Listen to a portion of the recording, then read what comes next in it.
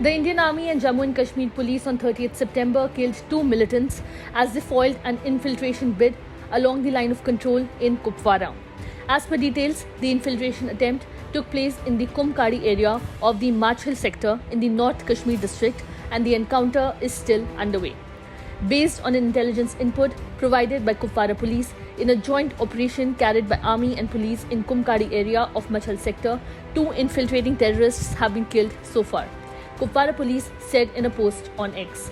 So far, 2 AK rifles, 4 AK magazines, 90 rounds, a Pakistani pistol, a pouch and 2100 in Pakistani currency have been recovered from the encounter site.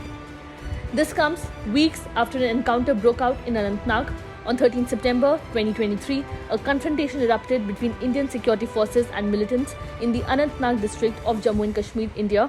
The week-long encounter in the Gadol forests in the Anantnag district ended on 19 September, in which Lashkar-e-Taiba commander Uzair Khan was killed, along with 2 senior Indian Army officials and Jammu and Kashmir police officer.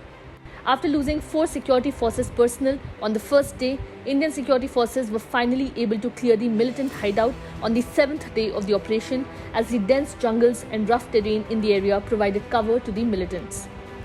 Meanwhile, the National Investigation Agency on Saturday conducted raids at the premises of several suspects in the Poonch district of Jammu and Kashmir in connection with the Lashkar-e-Taiba attack in Dhangri village in Rajouri district, in which 5 civilians were killed and several seriously injured in January this year.